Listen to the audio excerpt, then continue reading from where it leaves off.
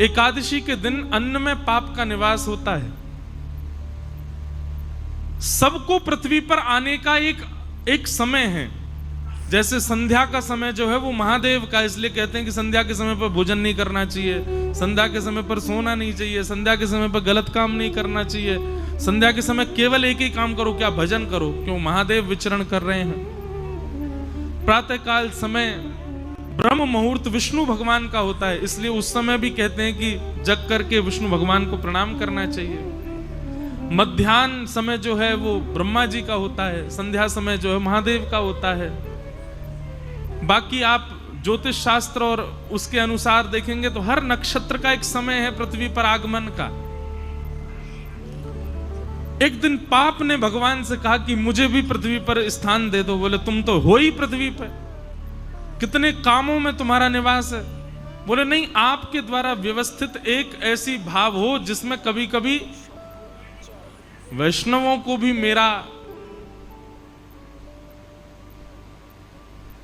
प्रकोप देखना पड़े, ऐसा कोई मुझे भी स्थान प्रदान कीजिए। भगवान बोले देखो, वैष्णवों को कभी पाप लगेगा नहीं, लेकिन फिर भी तुम्हारी ज्यादा इच्छा है कि हम तुमको कोई स्थान प्रदान करें। एकादशी के दिन अन्न में निवास करो, और एकादशी के दिन अन्न में पाप निवास करता है। लेकिन एक बात बहुत ध्यान से सुनिएगा, एकादशी के दिन अन्न पाने से पाप लगता क्या है। आपने किसी का हृदय दुखाया तो हृदय दुखाने का पाप लगेगा, किसी को मार दिया तो उसको पीड़ा देने का पाप लगेगा, गलत खाया गलत पिया तो गलत खान पान। एकादशी पर क्या पाप लगता है? पाप होता कौन सा एकादशी वाले दिन? बहुत ध्यान से सुनिएगा। जो पाप आपने गंगा स्नान से नष्ट किए हैं, जो पाप आपने पुण्य करके नष्ट किए हैं, जिन पापों को आपने प्रायश्चित करके नष्ट कर दिया है, एकादशी के दिन अन्न सेवन करने से नष्ट किए हुए पाप पुनर्जीवित होते हैं। इसलिए उस दिन अन्न नहीं सेवन करना चाहिए। नया नहीं लगेगा, पुराना जो खत्म हुआ है वो दोबारा रिन्यू हो जाएगा एकादशी के दिन अन्न सेवन करने से। तो एकादशी न्यू पाप नहीं लगाती, रिन्यू करती है पुराने पापों को। इसलिए उस दिन अन्न सेवन नहीं करना चाहिए। पर छोटे बालकों को, वृद्धों को, और विशेष रूप से जिनका स्वास्थ्य ठीक नहीं है उनको एकादशी व्रत पर एकादशी के दिन अन्न खाने की छूट होती है। लेकिन उसमें भी उनको चावल नहीं खाने चाहिए, क्योंकि चावल तो है वो तो पूर्ण अन्न माना जाता है, वो पूर्ण अन्न का स्वरूप है, उसका तो सेवन करना ही नहीं चाहिए। वो ज्यादा से ज्यादा रोटी पा सकते हैं, सब्जी, चावल नहीं। ये तो था एक भाव कि एकादशी के दिन अन्न क्यों नहीं खाते। और एक भाव मैं अपने मन से बताया करता हूं। एकादशी क्या है? हम सब भक्तों की, हम सब वैष्णवों की करवा चौथ है। जैसे एक प्रियतमा अपने प्रियतम के दीर्घायु के लिए व्रत करती है। अब दीर्घायु है कि नहीं वो बात एक अलग है, पर एक बात निश्चित है कि हमने ऐसा देखा अपने घरों में भी, आप सब भी देखते हो कि करवा चौथ वाले दिन माताएं जब व्रत करती हैं तो उस दिन प्रियतम का प्रियतमा के प्रति, प्रियतमा का प्रियतम के प्रति कुछ क्षण ही सही प्रेम बढ़ता है, प्रेम उद्दीपन होता है। भाई आपके लिए कोई विशेष काम करे आपको अच्छा लगेगा ना। अब आपके लिए कोई व्रती कर रही बेचारी, सुबह से कुछ खाए पिए नहीं, तो मन में उसके प्रति प्रेम उत्पन्न होता है ना। ठीक वैसे ही हम वैष्णव जब अन्न सेवन नहीं करते, हम वैष्णव जब भूखे रहते हैं, हम वैष्णव जब केवल हरिनाम संकीर्तन करते हैं और बड़े प्रेम से, निष्ठा से, आनंद पूर्वक जब अन्न सेवन नहीं करते हैं, तो निश्चित है बाकी दिन आप ठाकुर जी को याद करते होंगे, पर एकादशी के दिन ठाकुर जी आपको याद करते हैं, आपका स्मरण करते हैं। इस भाव से एकादशी करनी चाहिए। ये एकादशी का भाव। दूसरी बात, भगवान को कुछ ना कुछ अर्पित करना चाहिए। बहुत ध्यान से सुनिएगा। हम लोग क्या अर्पित करते हैं? रुपया अर्पित करते हैं, धन अर्पित करते हैं, स्वर्ण अर्पित करते हैं, चांदी अर्पित करते हैं, कुछ भी अर्पित करते हैं। पर हमारे पास सबसे बहुमूल्य क्या है? हमारा जीवन, हमारी प्रत्येक श्वास, हमारा प्रत्येक क्षण, ये बहुत बहुमूल्य है। आज का दिन जो निकल गया, अब ये मेरे पूरे जीवन में कभी वापस नहीं आएगा। ये आज हो चुका, पूर्ण हो गया, बस अब ये दोबारा नहीं आएगा। ये पिछले बीते 5 दिन जो हमने कथा सुने, ये जीवन में कभी लौट करके नहीं आएंगे। ये हो चुके, इनकी स्मृति रहेगी जीवन भर। बस हमने पंढरपुर में कथा सुनी थी, पंढरपुर में कथा सुनाई थी। ऐसा बढ़िया मौसम था, ऐसे आनंद करते थे, सुबह ऐसा करते थे, शाम, बस ये स्मृति ही रहेगी आपके पास। ये दिन वापस कभी नहीं आएंगे। और एक बात बताऊं, आप लाख कोशिश करके दोबारा कर लो ऐसा, पता नहीं जी, फिर सोच लें, फिर कथा हो, वही हो, वैसी हो, सारी A to Z आप एक जैसी व्यवस्था कर लो, तब भी इस बार जैसा सुख अगली बार नहीं होगा। ज्यादा हो सकता है, पर एज इट इज ऐसा आपको दोबारा नहीं मिलेगा। ये हमेशा के लिए एक स्मृति रहेगी। हर दिन जो हमारा गुजरा वो लौट करके नहीं आने वाला है। हर क्षण जो हमारा निकला, हर श्वास जो हमारी निकली, वो निकल चुकी है बस। पर एकादशी के दिन जब व्यक्ति निष्ठा पूर्वक, प्रेम पूर्वक, आनंद पूर्वक अपने दिन की शुरुआत करता है, उसकी हर क्षण, हर श्वास, पूरा दिन वो ठाकुर जी को अर्पित होता है। और सबसे बड़ी बात, आपकी आयु 2 चीजों से कम होती है। व्यक्ति की आयु 2 चीजों से कम होती है, बहुत बोलने से और बहुत खाने से आयु कम होती है। यदि व्यक्ति बहुत खाएगा तो जीवन में, हमारा जीवन निश्चित है, इतना अन्न ही मैं खा सकता हूं। अब उसको भले ही मैं 50 साल में खा करके खत्म कर दूं तो 51 साल देख नहीं पाऊंगा, 50 में ही मुझे जाना पड़ेगा। ठाकुर जी ने सबके लिए एक अन्न निश्चित करके रखा है, उतना ही खाना है हमको। लेकिन व्यक्ति जब एकादशी का व्रत करता है तो व्रत वाले दिन अन्न नहीं खाता, और अन्न ना खाने से उसकी जो 1 दिन की आयु है वो बच जाती है। लेकिन वो 1 दिन की आयु एकादशी करने से ऐसा नहीं आपको बाद में मिलेगी, वो 1 दिन की आयु ठाकुर जी के चरणों में अर्पित हो जाती है। व्यक्ति ने अपना 1 दिन प्रदान कर दिया ठाकुर जी को। नाथ, मेरी प्राण सबसे बहुमूल्य, मेरी आयु बहुत बहुमूल्य है, मैं अपनी आयु 1 दिन की ही कर, अब इससे ज्यादा तो क्या करूं, महा कलयुगी पापी जीव हूं मैं, पूरी तो दे ही नहीं पा रहा। कम से कम महीना में ये 2 बार की एकादशी की 2 दिन की आयु आपको प्रदान कर रहा हूं। ठाकुर जी को चाहिए नहीं, पर प्रियतम को प्रसन्न करने के लिए कुछ तो बहुमूल्य दें, तो हम अपनी आयु ठाकुर जी को अर्पित करते हैं कि नाथ, ये आयु आपके। अच्छा, आयु ठाकुर जी को देते हैं मतलब अपना 1 दिन पूरा हम ठाकुर जी को दे चुके हैं। हमारे जीवन में 365 दिन है, हर दिन हम किसी ना किसी को दे रखे हैं। विशेष रूप से किसको दे रखा है? 2 लोगों को, एक तो लक्ष्मी को, दूसरा अन्न को। इन दोनों को हम हर दिन देते हैं, अन्न को भी हर दिन देते हैं, लक्ष्मी को भी हर दिन देते हैं। लेकिन ये एकादशी के दिन जब आप व्रत करते हो तो पूरा दिन ठाकुर जी को अर्पित हो जाता है, ठाकुर जी को दे दिया जाता है। एक प्रकार का महादान भी है एकादशी का व्रत करना। वैष्णवों के अंदर 3 निष्ठा होनी चाहिए। पहली नाम जप निष्ठा, दूसरी एकादशी निष्ठा, और तीसरी तुलसी माला पहनने की निष्ठा, तुलसी निष्ठा। अगर आप 3 निष्ठाओं में निष्पन्न हो तो आप वैष्णव हो। तो इस प्रकार से एकादशी व्रत का महात्म और महत्व बतलाया गया। व्यक्ति की सामर्थ्य हो तो उसको निश्चित ही एकादशी करनी चाहिए।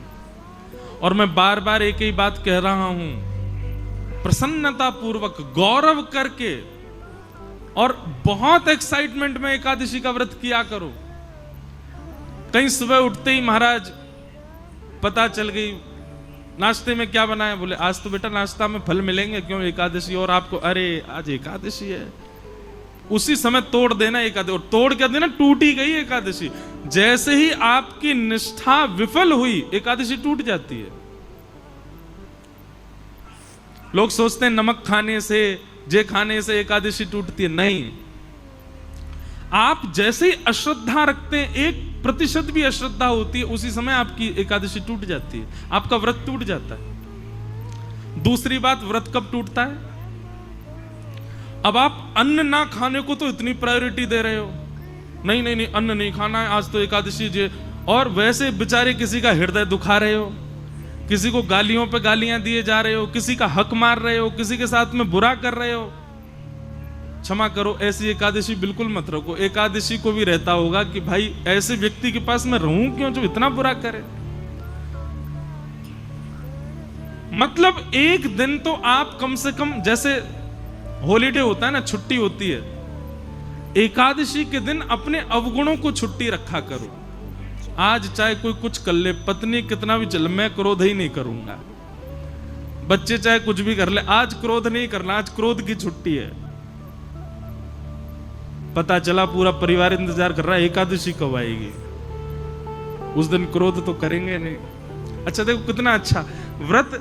मैं तो कहता हूं कथा में कि एकादशी पर केवल अन्न छोड़ने वाला नियम नहीं, 2-4 नियम और करो। जैसे पूरे दिन मुस्कुराहट रखो मुख पर, चाहे कुछ हो जाए आप प्रसन्न ही रहो। कितना अच्छा, ऐसी एकादशी करो। व्रत है, बोले काय बात करो, तो प्रसन्न रहने का व्रत है। आज प्रसन्न ही रहूंगा मैं। बच्चे बेचारे उधम मचा रहे हैं और आप मुस्कुरा करके देख रहे हो, उसने गिलास तोड़ दिया, आप खुश हो। द्वादशी आने दे बेटा, तुझे देखता हूं मैं, रुक जा, आज कर ले तेरा जो मन है, बहुत बढ़िया, आनंद करो। ऐसा नहीं, एक भाव है, प्रसन्न रहो। एकादशी का मतलब है अवकाश। तो अवकाश केवल अन्न को ही क्यों दिया जा रहा है, उन सब चीजों को दो जिससे आप संसार में एग्जिस्ट करते हो। और मैं तो भाई खुलेआम कहता हूं, आज की डेट में अन्न छोड़ना कोई बड़ी बात नहीं है। बच्चे, आजकल के बच्चे 2-2 बजे तक तो वैसे ही भोजन नहीं करते, आधा एकादशी तो उनकी रोज ही होती है।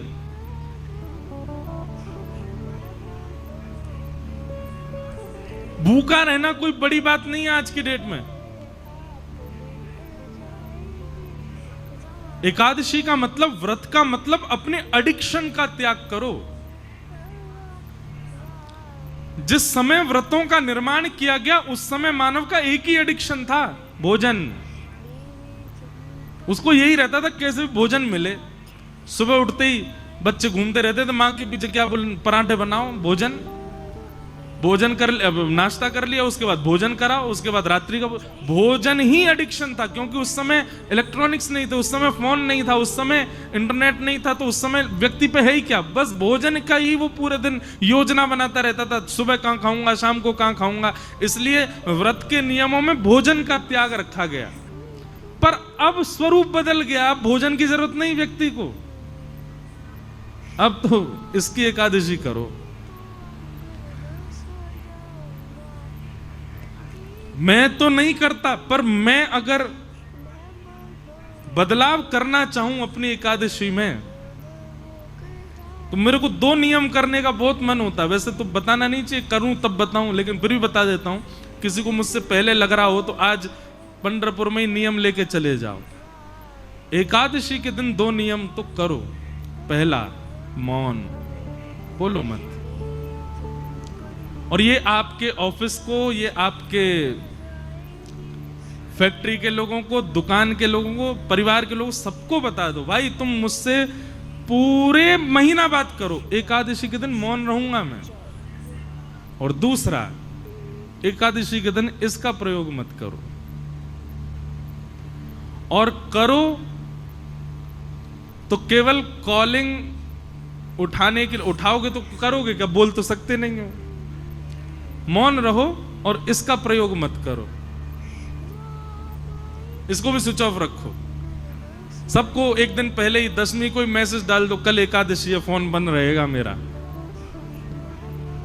महाराज तब असली एकादशी मानी जाएगी आपकी। और फिर करना क्या, पूरे दिन केवल हरि स्मरण। सुबह जगन्नाथ जी के स्मरण से प्रारंभ करो, मध्याह्न द्वारिका जी का स्मरण करके, दोपहर में व्रजमंडल का स्मरण करो, सब कथाएं आदि श्रवण करते हुए रात्रि में पंडरीनाथ भगवान का स्मरण करके फिर अपनी एकादशी को विश्राम दो। ये है मूल एकादशी, है वास्तविक एकादशी।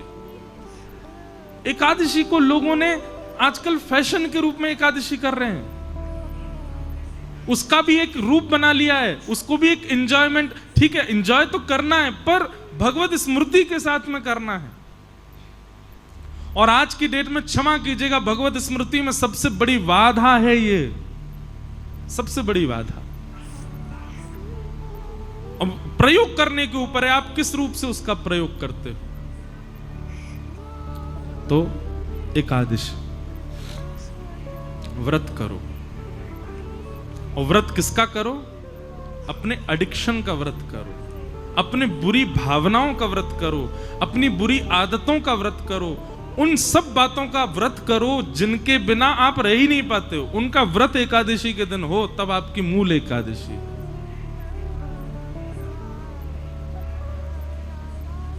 और अंतिम बात, एकादशी व्रत में इतनी सामर्थ्य है कि यदि निष्ठा से कोई व्यक्ति एकादशी व्रत पालन करे तो एकादशी व्रत के प्रभाव स्वरूप एकादशी के ही दिन भगवत धाम परायण होगा उसका, वो पृथ्वी से एकादशी को ही जाएगा।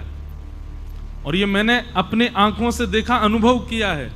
बड़े बड़े भजनानंदी, बड़े बड़े वैष्णवों की आप तिथियां देखो, वो एकादशी को ही जाते हैं।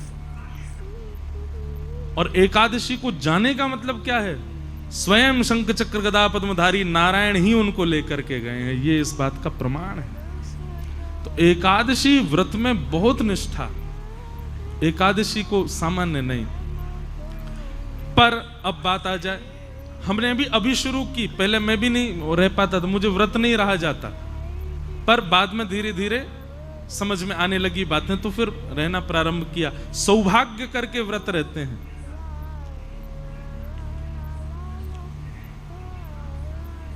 लेकिन अब कई जगह एकादशी निषेध है, जैसे जगन्नाथपुरी में वहां एकादशी नहीं होती, जैसे हमारे श्री वृंदावन के राधा वल्लभ जी मंदिर में वहां एकादशी का भाव नहीं, जैसे वृंदावन के बिहारी जी में, वृंदावन बिहारी लाल जी में भी एकादशी नहीं होती। हरिदासी परंपरा, हरिवंशी परंपराओं में एकादशी का भाव नहीं। लेकिन वही बात आ गई ना, एकादशी के दिन वहां पर अन्न सेवन का विधान है, पर आपका व्रत तो अब अन्न है ही नहीं ना, आपके तो दूसरे व्रत चल रहे हैं। आपको तो फोन का व्रत करना है, आपको तो मौन का व्रत करना है। तो कहीं आपने जगन्नाथपुरी जाकर के ये कहा यहां तो एकादशी है, यहां तो कोई दिक्कत ही नहीं है, नहीं, वहां दूसरे व्रत करने हैं, वहां अन्न का नहीं करना। अन्न तो पाना है वहां पर वहां ये दूसरे अपने बुरे विचार, अपने बुरे भाव, अपने बुरे एडिक्शन, आपकी जरूरतें, उन सब की एकादशी तो वहां कर सकते हो। अन्न का ही तो निषेध है, अन्न तो पाना पड़ेगा जगन्नाथपुरी में। पर ये चलाना कोई ऐसा तो है नहीं कि एकादशी उल्टी लटके, यहां तो फोन चला ही सकते हैं, ऐसा नहीं। तो चाहे राधा वल्लभ जी मंदिर में हो, चाहे हमारे बिहारी जी हो, चाहे श्री जगन्नाथपुरी हो, या और कहीं भी जहां भी एकादशी का विधान नहीं है, वहां अन्न सेवन की आज्ञा होगी। आप अन्न वहां पा सकते हो, पर बाकी की एकादशी इंद्रियों की तो आप वहां भी कर सकते हो, और करनी ही चाहिए। नहीं करोगे तो अपराध लगेगा। अच्छा एक बात बताएं, अगर आपने ये सब बातें अभी हमसे नहीं सुनी होती कि एकादशी के दिन केवल अन्न नहीं बाकियों का भी व्रत किया जाता है, तो अभी तक आपको दोष नहीं लगता। लेकिन आज आपने सुन लिया है, अब अगर अगली एकादशी पर आपने ये व्रत नहीं किए तो दोष लगेगा। आप जानो आपका काम आप होगे, गलत आए कथा में आज तो।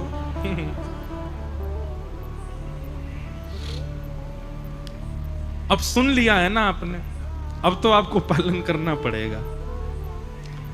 फोन ही नहीं, चलो आप कहो कि ऐसा हमारा काम है कि बिना फोन के तो एक दिन नहीं चलेगा। वैसे तो व्रत ऐसा ही होना चाहिए जिससे एक दिन चले ही नहीं पाए उसी का व्रत करो, वही तो व्रत है फिर। लेकिन फिर भी कुछ न कुछ नियम ऐसे बनाओ। केवल जीव की क्यों होती है एकादशी? ये 10 इंद्रियां हैं, 10 में से चुनिए और हर एक की एकादशी करवाओ।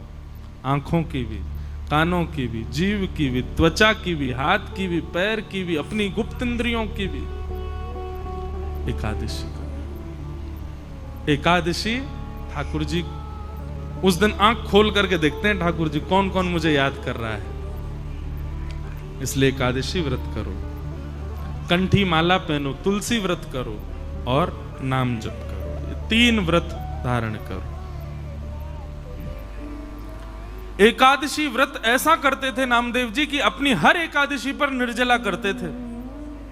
मैंने कल एक बात कही थी, व्रत कभी भी अपनी मनोकामना की पूर्ति के लिए नहीं करना है, व्रत सदैव प्रसन्नता के लिए करना है। प्रसन्न होके गौरव करके व्रत किया करो कि हाँ प्रसन्नता, एक्साइटमेंट होनी चाहिए कि मेरा व्रत है आज। नाम जप करते समय एक्साइटमेंट होना चाहिए, प्रसन्नता होनी चाहिए। वो पूर्ति नहीं है बस कि मुझे 16 माला पूरी करनी है बस, नहीं। नामदेव जी महाराज एकादशी व्रत करते थे और एकादशी के दिन जल भी नहीं पीते थे। और सुनिए, नामदेव जी का केवल इतना ही नियम नहीं था, नामदेव जी के संपर्क में जो आ जाता था एकादशी के दिन, मजाल क्या कि वो कुछ खा जाए, उसको भी भूखा रखते थे। आज कुछ नहीं खाओगे, आज एकादशी है। और नामदेव जी किसी को यदि पाते देख लेते थे एकादशी पर, पकड़ के ले जाते, चंद्रभागा में स्नान करो, कुल्ला करो। आज एकादशी कुछ नहीं पाना। एकादशी के दिन अन्न में पाप का निवास होता है। कल एकादशी है, लाखों की भीड़ आएगी कल पंढरपुर में, आज ही दर्शन करे आना सब लोग। अच्छा, मेरा पता नहीं क्यों आज बहुत मन हो रहा था कि अंतिम दिन मैं भी लाइन में लग के जाऊं दर्शन करने। वहीं से चंद्रभागा से सुबह लगे हैं लाइन में। वो भी तो एक सुख है ना। ठाकुर जी प्रतीक्षा करते हैं, लेकिन हम प्रतीक्षा वाले मार्ग से ही नहीं गए तो फिर वो क्या आनंद। जाते जाते एक बार जरूर करके जाना है, वो लाइन में 4 घंटा खड़े होके फिर दर्शन। वास्तव में सुख तो तभी मिलता होगा जब 4 घंटे की प्रतीक्षा के बाद प्रियतम दिखाई दे। प्रयास ही नहीं किया और दिख गए, वो प्रेम थोड़े। तो श्री नामदेव जी महाराज की निष्ठा ऐसी थी, वो स्वयं तो व्रत करते थे, किसी और को भी खाने पीने नहीं देते थे। पूरे पंढरपुर में महाराज नामदेव जी की एकादशी निष्ठा का खूब वर्णन होता था। एक बात याद रखिएगा, जब भी आप कोई सद निष्ठा धारण करते हो, सद व्रत धारण करते हो, तो आपकी परीक्षा प्रकृति नहीं स्वयं ठाकुर जी लेते हैं। फिर मैं भी तो देखूं इसका नियम कैसा। एक वैष्णव मुझसे बोले, महाराज जी हम तो नियम ही इसलिए रख रहे हैं कि ठाकुर जी तोड़वाएं, कम से कम ठाकुर जी को इस बहाने हमारी याद तो आएगी। आप कहते हो कि परीक्षा ठाकुर जी लेते हैं, तो ठाकुर जी आए। श्री नामदेव जी की एकादशी थी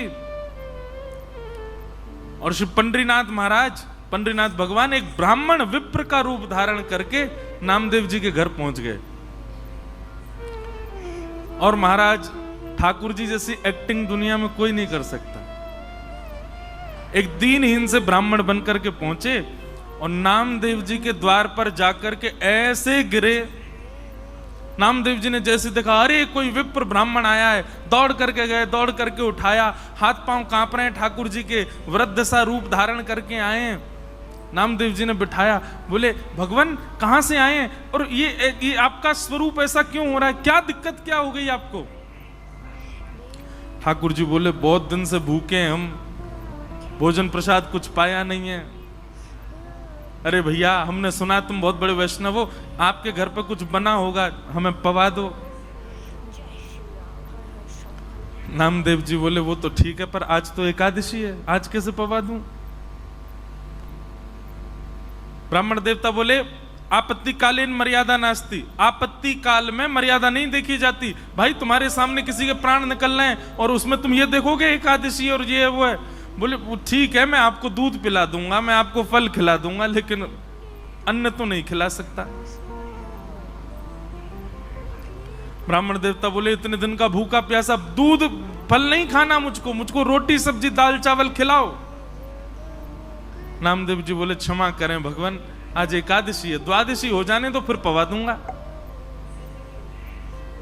ठाकुर जी तो और ज्यादा कांपने लगे और कहने लगे, बोले अगर तुमने मुझे नहीं खिलाया तो मेरे प्राण निकल जाएंगे, मेरे प्राण निकल रहे हैं, अरे देखो देखो मेरे प्राण निकल रहे हैं।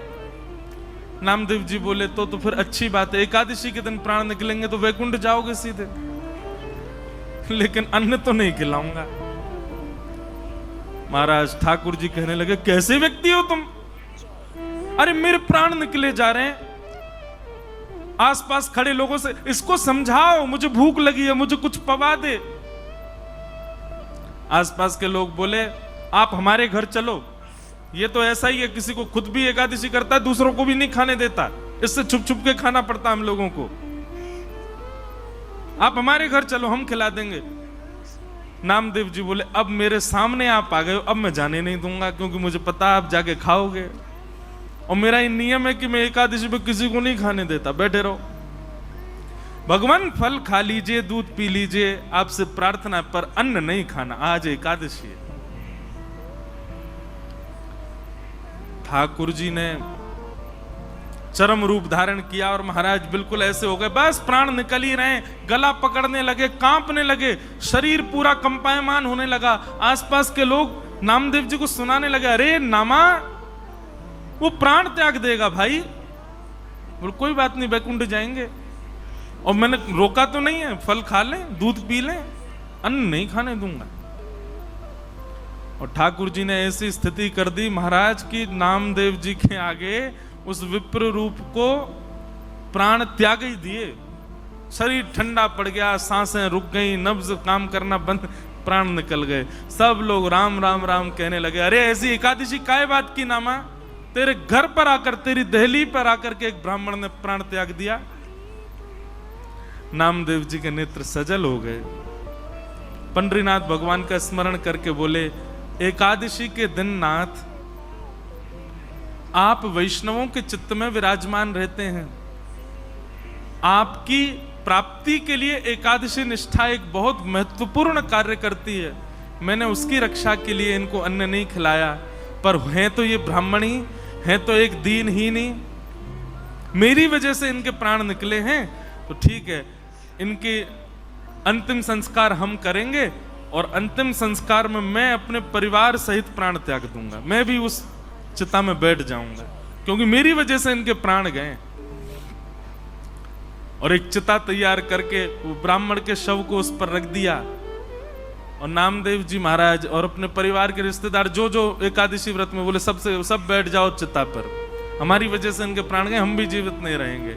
जैसे ही अग्नि प्रज्वलित करी और चिता में जैसे ही अग्नि प्रारंभ होने लगी, वो ब्राह्मण तो अंतर ध्यान हो गए, पंडरीनाथ भगवान प्रकट हो गए, नामदेव जी को हृदय से लगा लिया, चिता से लेकर बाहर आ गए। अरे नामा, मैं तो देख रहा था तेरी निष्ठा कैसी, क्या समझ में आया? एकादशी व्रत से ठाकुर जी प्रसन्न नहीं है, आपके व्रत में निष्ठा कितनी है, आपके व्रत में प्रसन्नता कितनी है, आपके व्रत में उत्सुकता कितनी है, उससे ठाकुर जी प्रसन्न होते हैं। तो भैया ये जो वैष्णव भेष, वैष्णव स्वभाव, वैष्णव स्वरूप पर यदि आप ऐसा कहते हो, तुम खाने पीने लग जाओ, आगे का जीवन कैसे जियोगे, मॉडर्न बनो थोड़े, कोई मॉडर्न बनने की जरूरत नहीं है। और एक बात बताएं, सबसे ज्यादा मॉडर्न वैष्णव ही होते हैं। ये संसार के पुराने विचारधारा खान पान में लगे, ये कोई मॉडर्न है? हमसे बढ़िया मॉडर्न कौन होगा? हम एकादशी पर कूटू का अपनी जिह्वा के लिए पिज्जा तक बना देते हैं वैष्णव। कई लोग मुझे बोलते हैं कि महाराज जी रज ले जाने को मना किया जाता है, वृंदावन की रज मत लेके जाओ, ये मत लेके जाओ। देखो, ऐसे तो वृंदावन से गोपाल जी लाना भी मना हो जाएगा। फिर आप धाम की कोई भी वस्तु लेकर के जाओ, पर घर में उस धाम की वस्तु को उतनी श्रेष्ठता, उतनी उपमा और उतनी व्यवस्था से रखें तो लेके जाइएगा, नहीं तो नहीं। आप वृंदावन की रज लेकर के गए, पंढरपुर की रज लेके गए और पड़ी है कोने में ही, बस कभी दिन 4 मास 2 महीने में कभी याद आती है तो रज लगा लेते हैं। अपने श्रृंगार पेटिका में उसको रख दिया ले जा करके, जब श्रृंगार करेंगे तो रज भी लगा लेंगे, ऐसा नहीं। साक्षात ठाकुर जी के चरणारविंद प्राप्त हैं उस रज को, साक्षात ठाकुर जी के चरणारविंद प्राप्त हैं पंढरपुर की रज को। तो रज की वो व्यवस्था होनी चाहिए, वो उपमा होनी चाहिए, वो गरिमा होनी चाहिए, तो आप ले जा सकते हो। अब लोग बाग ठाकुर जी ले आते हैं वृंदावन से, गोपाल जी ले आते हैं, लेकिन उनकी उपमा उतनी नहीं दिखती। जब घर में, जब हम किसी घर जाते हैं, ठाकुर जी के दर्शन करते हैं, तो जब देखते हैं कि ठाकुर जी बेचारे एज ग्रांटेड बेचारे विराज रहे हैं घर में, तो बड़ी पीड़ा होती, क्यों इनको ही क्यों लिया है, इनको भी रहने ही देते वहीं पे, ब्रज में सुखी थे बेचारे।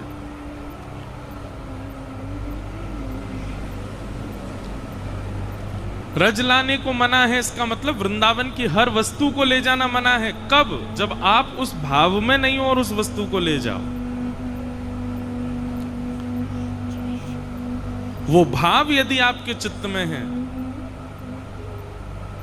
तो आप वृंदावन से वस्तु क्या ले जाओगे, वृंदावन आपके साथ चल देगा, वृंदावन स्वयं चला आएगा आपके साथ में।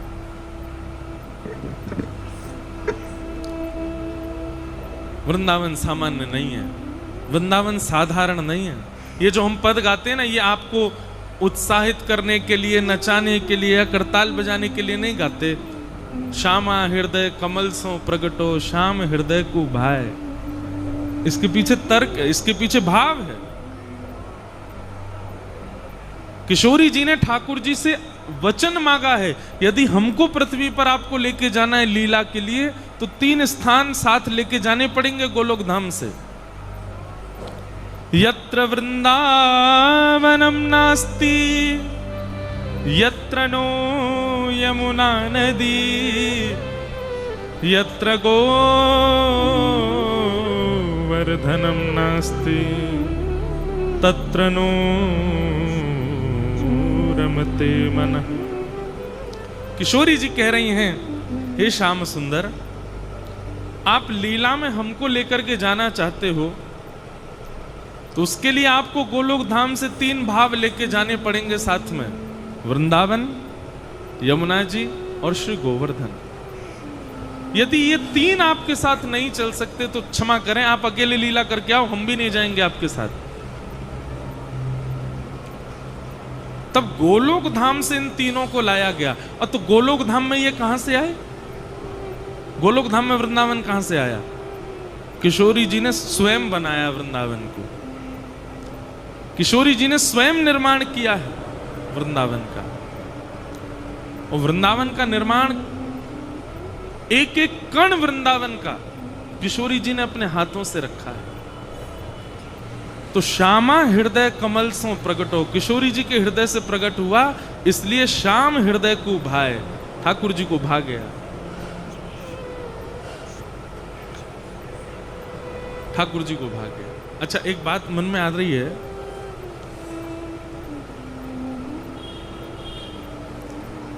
वृंदावन, यमुना जी और गोवर्धन जब पृथ्वी पर आए, तब किशोरी जी आई लीला करने के लिए।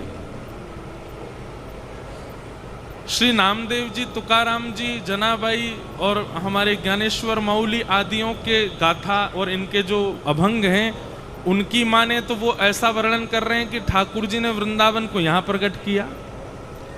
तो द्वारिका लीला के बाद निश्चित ही द्वारिकाधीश को किशोरी जी का स्मरण हुआ होगा। तो किशोरी जी के स्मरण के लिए पंढरपुर वे आए पुंडलीक पर कृपा करने, और पुंडलीक पर कृपा करके जब किशोरी जी का स्मरण हुआ होगा, तो ठाकुर जी ने पुनः वृंदावन यहां स्थापित किया।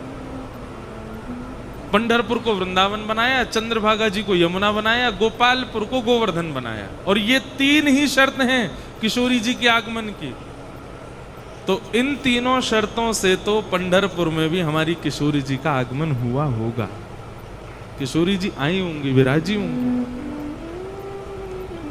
विराज तो नहीं है मंदिर में। अच्छा एक बात बोलूं,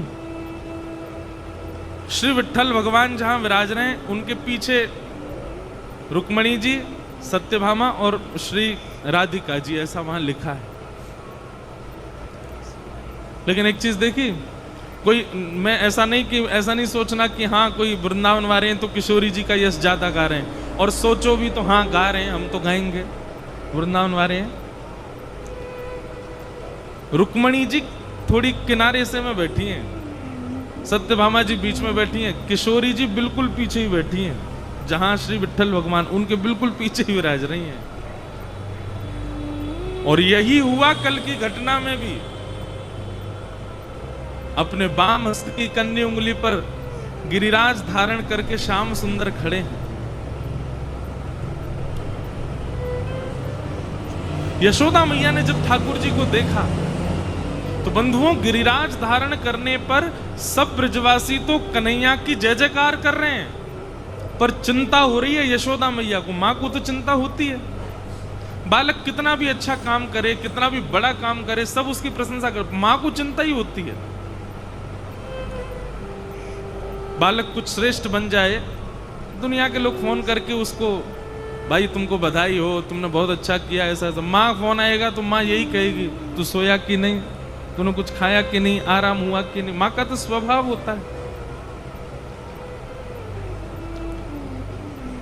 सब गोवर्धन नाथ की जय जयकार कर रहे हैं, परंतु सामने खड़ी यशोदा मैया मन में विचार कर रही है, मेरो नेक सो लाला, या कि नेक सी भुजा, और या कि नेक सी उंगरिया, वहां पर इतनो विशाल पर्वत, अरे मेरे लाला की भुजा कहीं थक नहीं जाए।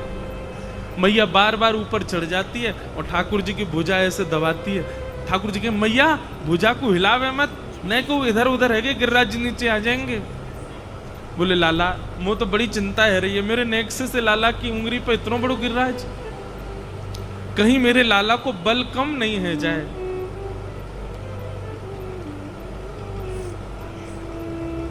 यशोदा मैया बड़ी चिंतित बैठी है उस समय। तब एक दाई ने आकर के यशोदा मैया से कही, मैया तुम चिंता क्यों कर रही हो? तुम्हारे लाला को जब नामकरण संस्कार भयो तो गर्गाचार्य जी महाराज ने एक बात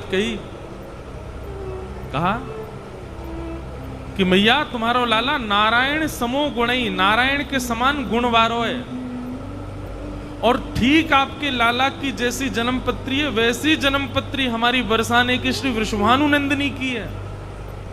ये दोनों ही नारायण के समान गुणवारे हैं। और मैया तब गर्गाचार्य जी ने आपसे एक बात कही चलते चलते कि मैया तुम्हारो लाला कभी कछु श्रेष्ठ क्रिया करे, कोई श्रेष्ठ लीला करे, और आपको यदि भय लगे तो वृषभानु नंदिनी किशोरी जी को या के सामने लाके खड़ो कर दियो, आपके लाला को बल कम नहीं होएगा। यशोदा मैया बोली, हाँ बोली तो हती।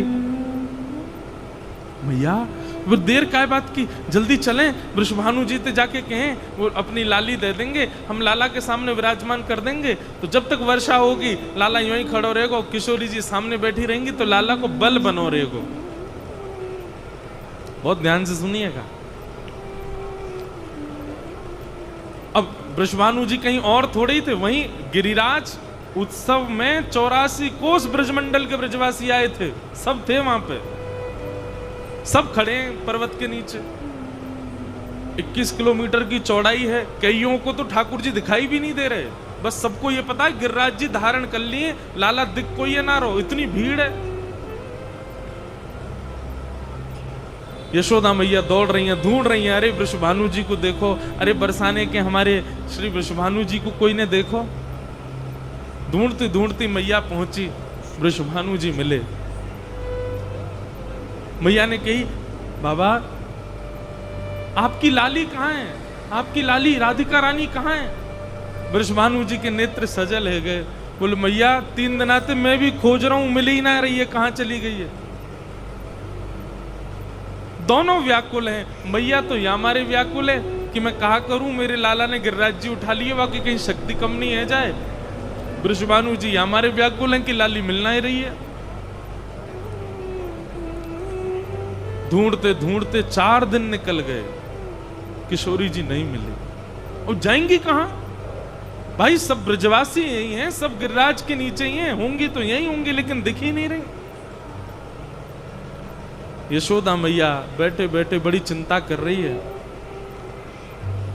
तभी मैया के मन में भाव आयो, लाला एक शिला के ऊपर खड़े हैं गिरिराज जी धारण करके, वह शिला के पीछे तो जाके देखूं।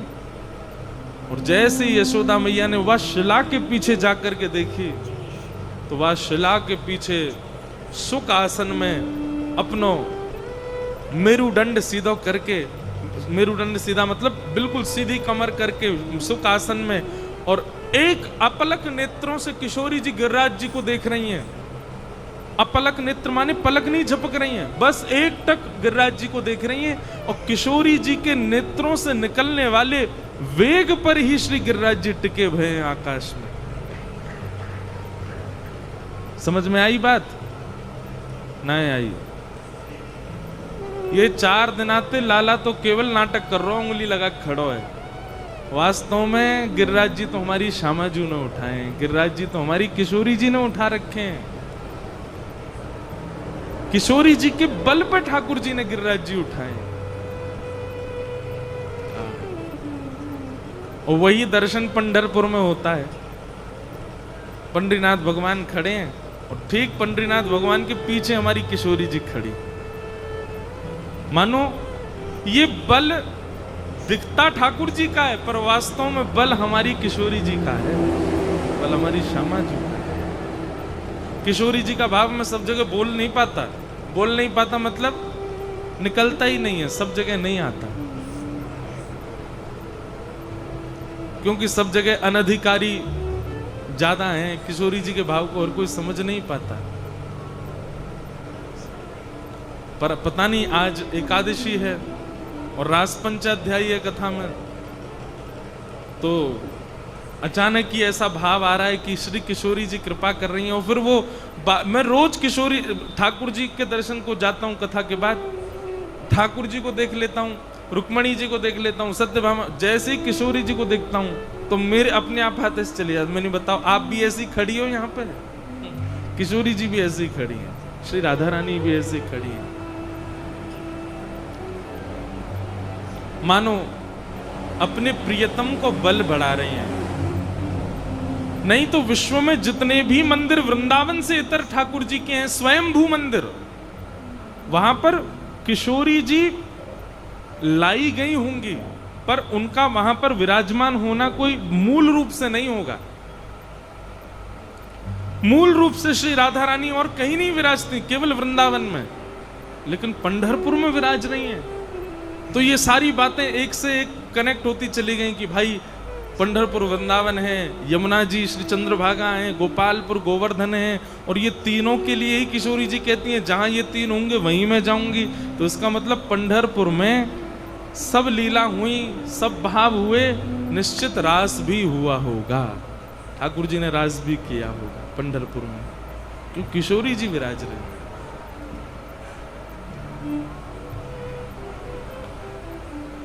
हमारे वृंदावन में गाते हैं,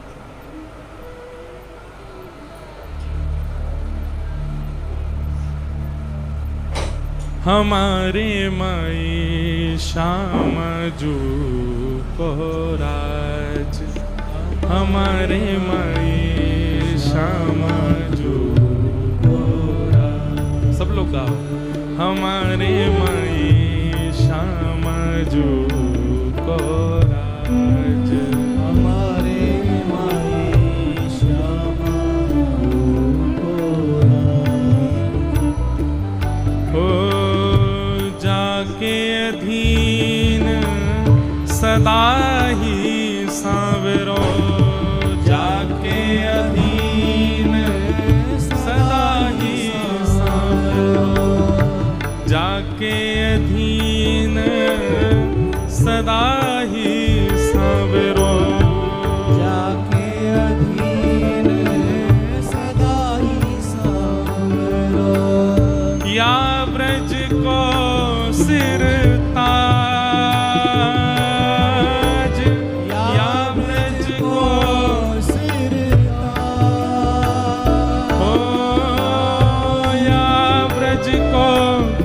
सिरताज, या ब्रज को सिरताज, हमारे माई श्यामा जू को राज, हमारे माई श्यामा जू ओ हमारे माई श्यामा जू को राज। हमारे माई श्यामा जू। समझ में आया भाव? हमारे माई श्यामा जू को राज। अब ब्रज में कथा हो तो ये बताने की जरूरत नहीं है, वहां सब समझ जाते हैं। हमारे माई श्यामा जू को राज, ठाकुर जी का राज नहीं है, किशोरी जी का राज चलता है वृंदावन में। कैसी किशोरी जी? बोले जाके अधीन सदा ही सांवरो, या ब्रज को सिरताज। जिनके अधीन ब्रज का सिरताज है, ऐसी हमारी किशोरी जी। विठ्ठल विपुल बिहारिण के बल, विपुल बिहारिन के बल, जो जलधर सोगाज, जो जलधर सोगा, हमारे माई श्यामा जू को राज, हमारे माई श्यामा जू को ओ हमारे माई श्यामा जू को राज, हमारे माई श्यामा तो श्री राधे जू की कृपा सो मैंने गिरिवर लियो उठाए। किशोरी जी की कृपा से ठाकुर जी ने श्री गिरिराज जी धारण किए। बंधुओं एक बात बताएं, नारी का सम्मान कैसे हो, गृहिणी का सम्मान कैसे हो, पत्नी का सम्मान कैसे हो, प्रियसी का सम्मान कैसे हो, ये श्री कृष्ण से सीखो।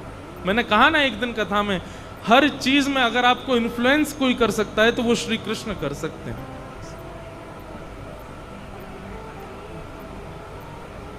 जगन्नाथपुरी जाइए, श्री जगन्नाथ जी का धाम है, सब दर्शन जगन्नाथ जी का करने के लिए आते हैं। पर जो लोग जगन्नाथपुरी गए होंगे उनको पता होगा, जगन्नाथपुरी में सबसे अच्छे दर्शन किसी के होते हैं तो वो किसके होते हैं? सुभद्रा जी के।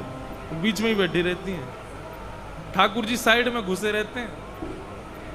जगन्नाथ भगवान अगर अंदर के दर्शन ना खुले हों तो इतने ही दिखेंगे बस। ये हिस्सा तो दिखता ही नहीं ठाकुर जी का, इतने ही दिखेंगे बस। यहाँ बलराम जी ज्यादा से ज्यादा इतने दिख जाएंगे, थोड़े और ज्यादा दिख जाते हैं ठाकुर जी से, और सुभद्रा जी पूरी दिखती हैं।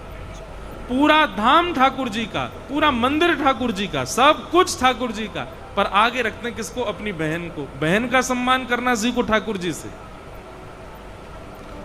पत्नी का सम्मान करना सीखो ठाकुर जी से। यहां पर रुक्मणी जी की कितनी पूंछ है, द्वारिका में जाओ वहां पर रुक्मणी जी का कितना भाव है। केवल द्वारिकाधीश के दर्शन किए, केवल पंडरीनाथ के दर्शन किए और रुक्मणी जी के दर्शन नहीं किए तो सारा फल नष्ट हो जाएगा मंदिर से निकलते ही।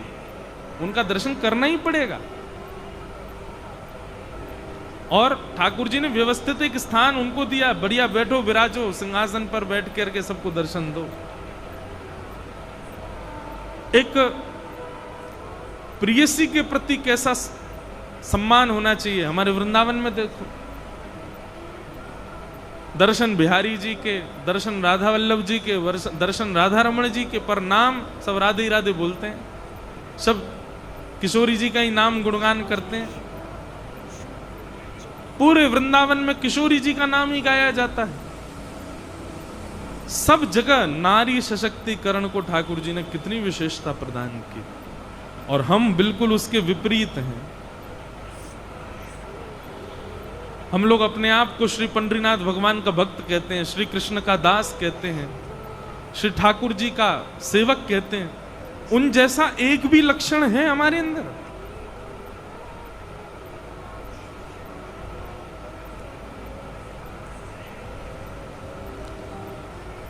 भैया,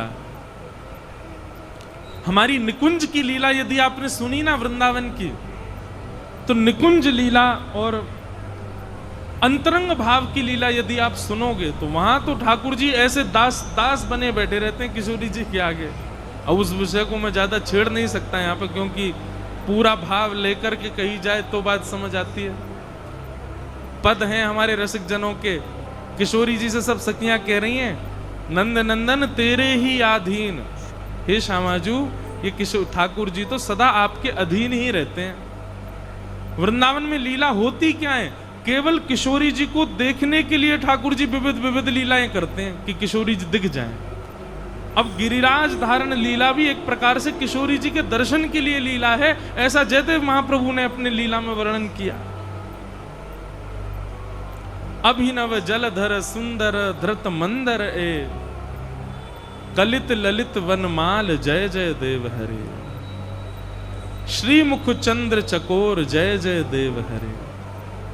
किशोरी जी के मुख को देखने के लिए ठाकुर जी ने गिरिराज पर्वत 7 दिन 7 रात्रि पर्यंत धारण किया, ताकि किशोरी जी सामने खड़ी रहें, हिलें डुले ना, मुझे दिखती रहें, सब यहीं पर व्यवस्थित रहेगा तो किशोरी जी दिखती तो भी रहेंगे। उनका दर्शन करने के लिए ठाकुर जी ने गिरिराज जी धारण किए, ऐसी भावना। तो निश्चित ही पंढरपुर में किशोरी जी का कुछ तो भाव है, इसीलिए वृंदावन, यमुना और गोवर्धन ही यहां प्रकट हुए। इसीलिए वृंदावन के रसिक जनों जैसे भाव यहां के रसिकों के सुनाई देते हैं।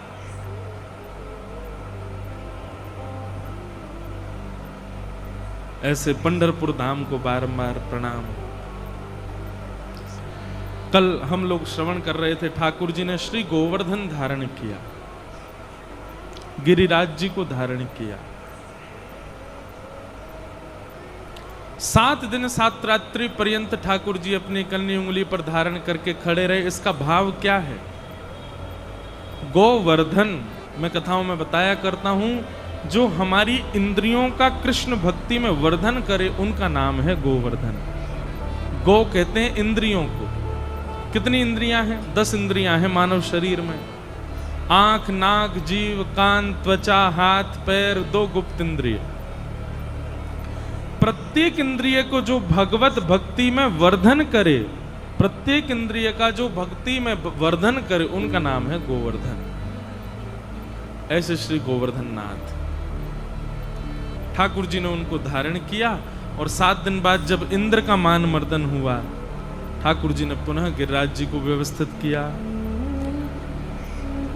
इंद्र ने आकर के भगवान से क्षमा मांगी कि पिता गुरुस्तम जगतामधीशो, दुरत्ययः काल उपात्त दंड, हिताय स्वेच्छा तनुभिः समीहसे, मानं विधुन्वन् जगदीश मानिना। इंद्र ने आकर के भगवान से क्षमा मांगी, भगवान आप मेरे पिता हो, आप मेरे गुरु हो, आपकी लीला में समझ नहीं पाया, मुझे लगा आप साधारण बालक हो, इसलिए मैंने मेघमालाओं को आज्ञा करके वर्षा की। ठाकुर जी बोले, इंद्र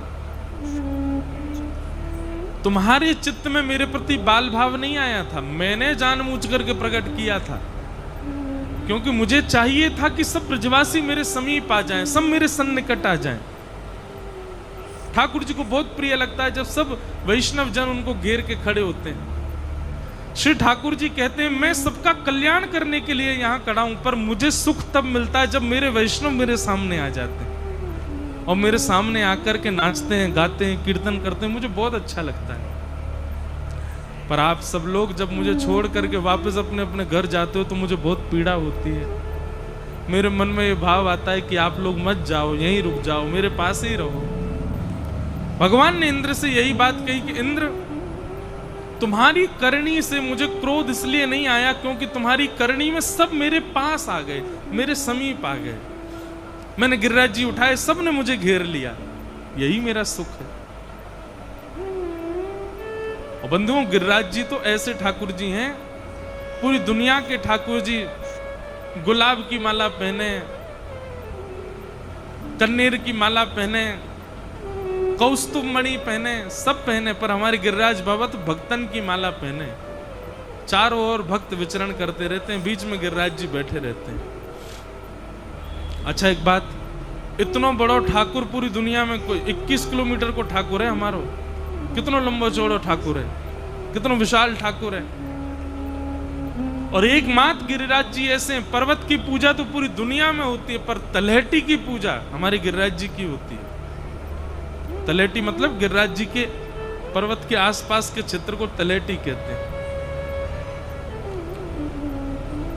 ऐसे हमारे श्री गोवर्धन नाथ, भगवान ने इंद्र के ऊपर कृपा की, इंद्र प्रणाम करके वहां से चले गए। आगे गायों ने भगवान का नामकरण किया और भगवान का नाम गोविंद रखा।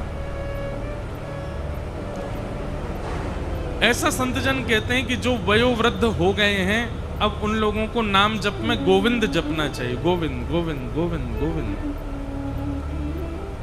छोटे बालकों को कृष्ण, मुरारी, केशव, मधुसूदन, मनमोहन आदि आदि ठाकुर जी के नाम हैं, पर गोविंद नाम जो है, ये जो वृद्ध हो गए हैं, अब उनकी अवस्था इतनी नहीं है, वो गोविंद कह करके बुलाएं ठाकुर जी को। ऐसा संत जनों का भाव है। तो गैयाओं ने भगवान का नाम गोविंद रखा। गोविंद का मतलब ये कि दांत चले भी गए, अनकॉन्शियस हो भी जाओगे, शरीर शिथिल भी हो जाएगा, तो भी गोविंद बोलने में आपको ज्यादा श्रमित होने की आवश्यकता नहीं होगी। गोविंद आप स्पष्ट बोल सकते हो। पीछे का दकार जो है भले ही ना बोले, गोविंद भी भूल जाए तो भी ठाकुर जी। वैसे तो भैया भाव कुभाव अनख आलसहु नाम जपत मंगल दिस, कैसे भी जपो, ठाकुर जी का नाम मुख से आना चाहिए बस। भगवान का नाम गोविंद रखा गया। बन करके अब कौंडन्यपुर जा रहे हैं। आहा, तेरा किसने किया श्रृंगार सांवरे, तेरा किसने किया श्रृंगार सांवरे, तेरा किसने किया श्रृंगार सांवरे, तेरा किसने किया श्रृंगार सांवरे। देखो रुक्मणी जी की सेना इतनी विशाल, ठाकुर जी के संग देखो मधुमंगल श्रीदामा आ रहे हैं। और भाई द्वारिकाधीश वंशी कब से बजाने लगे? आप बजाते ही आओ अब तो। ओ तेरा किसने किया श्रृंगार सांवरे, तेरा किसने किया। बोलो रुक्मणी रमण भगवान की।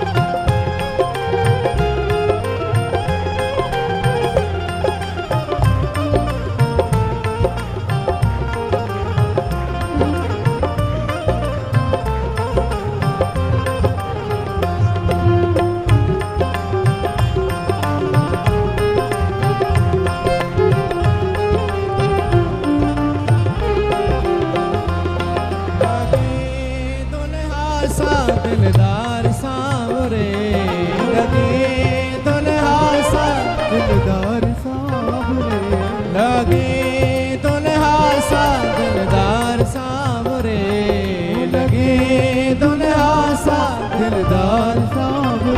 ओ तेरा किसने किया श्रृंगार सांवरे, तेरा किसने किया श्रृंगार सांवरे।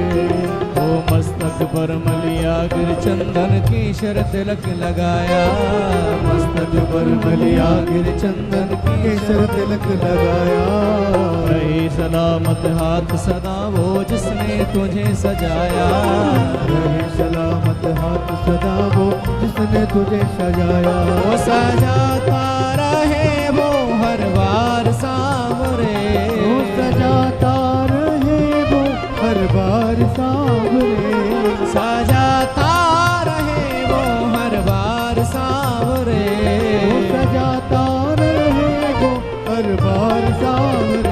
तेरा किसने किया श्रृंगार सांवरे, तेरा किसने किया श्रृंगार सांवरे, तेरा किसने किया श्रृंगार सांवरे, तेरा किसने किया हो श्रृंगार सांवरे। कहाँ है ठाकुर जी? आ गए? आप लोगों ने रोका नहीं है इनको? सेना बन के वैसे ही आ गए हैं बस। अरे नेक तो आनंद करते, इतनी सीरियस है गए बेचारे, उठे ही नहीं ठाकुर जी के आने पे। पहले कौन पहनाएंगे? अच्छा, प्रथम वरमाला श्री रुक्मणी जी ने धारण कराई, श्री पंडरीनाथ भगवान को धारण कराओ भैया। बोलो रुक्मणी रमण भगवान की। और फिर ठाकुर जी तो उतावले बैठे ही हैं। ठाकुर जी ने धारण कराई श्री रुक्मणी जी को। वारे की बोलो बिठो वार खुमाई की। अब ने भाव से न खड़े है जाओ और सब लोग बड़े भाव से गाना, सांवरिया गाना। हाँ, हो मोहे प्यारो लागे सावरिया सावरिया, ऐसे नहीं गाया जाता है। भुजा उठाओ दोनों और एक उच्च स्वर में गाओ। हो मोहे प्यारो लागे, मोहे प्यारो लागे, आज दुल्हा बने हैं। सांवरिया गाते रहो पीछे। आज दुल्हा बने हैं, बड़े सुंदर सजे हैं, वो बड़े चोखे लगे हैं, वो बड़े प्यारे सजे हैं। मोहे प्यारो लागे, मोहे प्यारो प्यारो लागे।